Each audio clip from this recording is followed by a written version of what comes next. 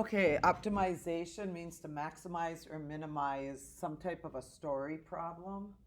And here are the steps. Step one, you need to understand the problem. Step two, mathematical models. You have to make a picture. And the main thing is that you're only using one variable. You need to graph the function if you can, or state the domain, and then you have to find the critical points by finding the derivative and set it equal to zero. Because whenever you maximize or minimize anything in this chapter, you have to find the derivative and set it equal to zero. So here is 3 examples. And you know how there's the train problem in Algebra 2, 2 trains leave a station. That's a very popular story problem in Algebra 2. Well, the open top box is the most popular optimization problem out there for calculus. So you have an open top box is made out by cutting a square. So you have yourself a square, and basically you're going to cut out the corners of them. And if that's gone, it looks like this. And if you fold on there and bring it up and fold here and fold here and fold here, it's like a top of the box. So an open top box is made, or it's the top of the box or it's the bottom of the box, it doesn't matter, is congruent squares of length x.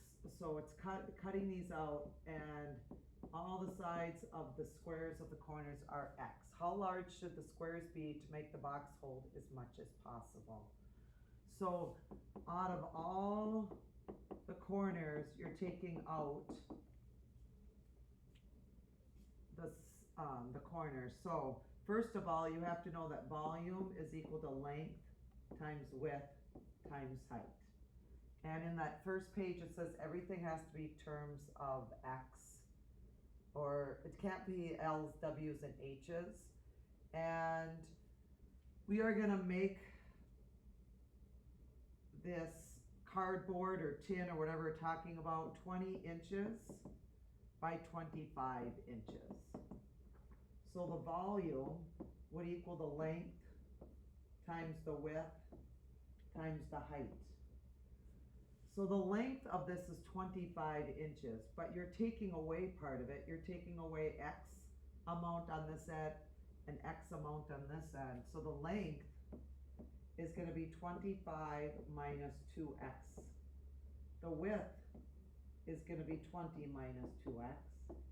And the height is the x value, how high it is. So the volume is, if you multiplied all 3 of these together, you're going to get 4x to the third minus 90x to the second plus 500x. But if you want to figure out how large should the squares be, you're trying to maximize it. So if you're maximizing anything, you're going to find the derivative and set it equal to 0. So v prime is equal to 12x squared minus 180x plus 500. So you're going to set v prime equal to 0 equals, and you don't even need to factor it. You have a poly simulator on your calculator, so I would just plug this into your poly simulator to come up with your x values. So x is going to equal 2 answers because it's 12x to the second. One is going to be 3.681 and the other one is 11.319. Okay, once you get your 2 answers, you want to put it back into your equation to see if it even makes sense. If you plugged 11 into your equation, if you plugged 11 into here, 20 minus 2 times the 11.319, this is going to end up being a negative width, and you can't have a negative width.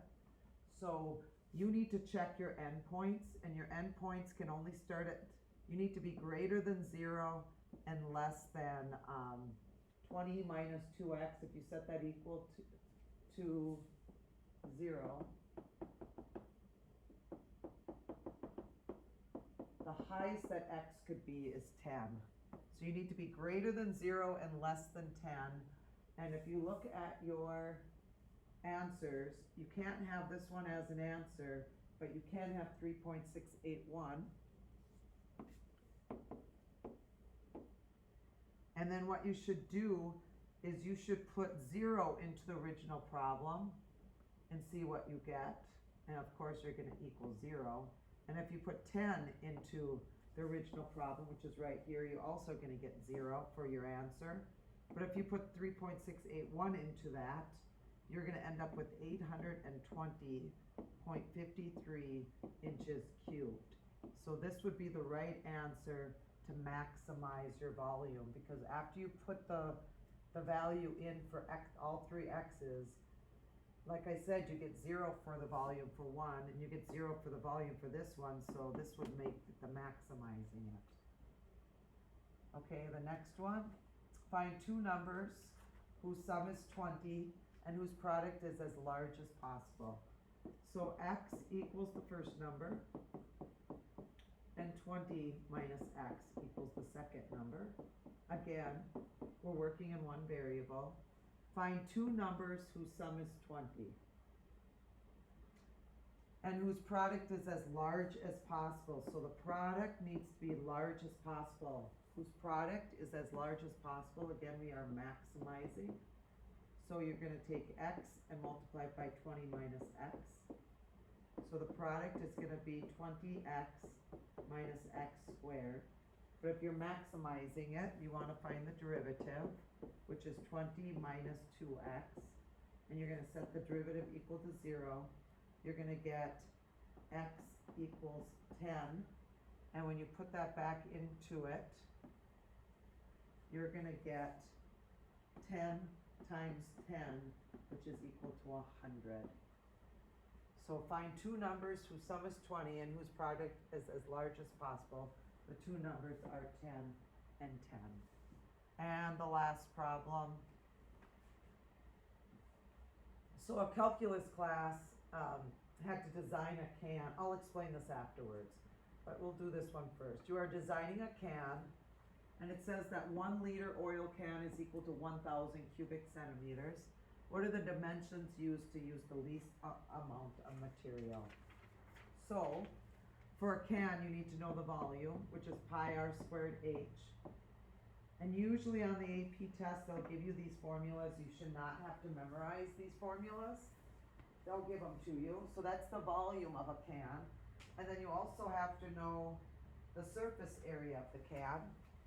And the surface area of a can is 2 pi r squared plus 2 pi r h. So these are going to be given to you on the AP test. But notice that we have r and h. So we need to only work in one of those two. So it says that an oil can holds 1,000 cubic centimeters. Well, doesn't that stand for volume? So in place of volume, I put 1,000 equals pi r squared h. And then what I'm going to do with my first equation is to get h alone. So I'm going to divide both sides by pi r squared.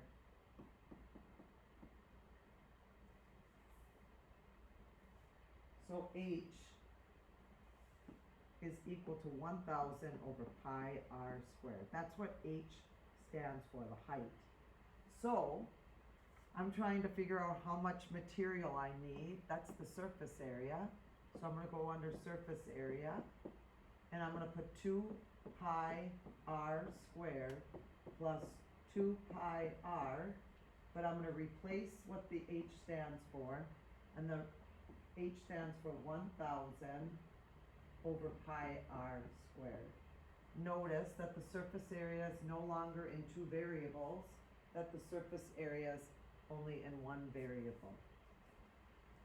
Now, we want to maximize what dimensions uses the least, which we're trying to minimize it. So we need to find the derivative of the surface area. That's going to make 4 pi r plus, oh, let's not do that yet. Before we find the derivative, let's leave it as SA, and let's reduce the second one. the pi down in the denominator and the pi up in the numerator cancel each other out. 2 times 1,000 is 2,000. There's an r in the numerator and r squared in the denominator, so you're gonna still have an r in the denominator.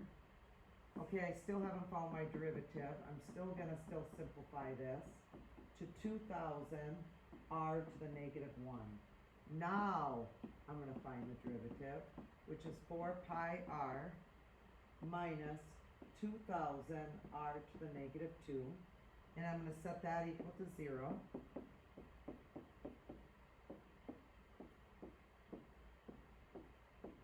I'm gonna bring that over to this side.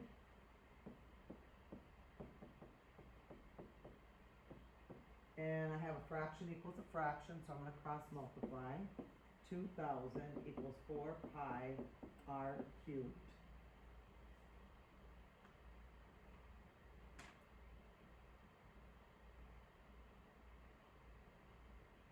And I'm going to divide both sides by 4. So I'm going to get 500 equals pi r cubed. So r cubed is equal to 5,000 divided by pi. So now I'm just going to finish it using my calculator. So I'm going to plug this into my calculator, and to get r alone I need to cube root both sides. So you're going to get r is approximately 5.419 centimeters. And h, remember, is equal to 1,000 divided by pi r squared. So that should turn out to be 10.839 centimeters. And that's all the notes. I also am going to give you a formula to follow, because that's what they would do on the AP test. So I'm going to hand out a formula for every problem as you're working these out.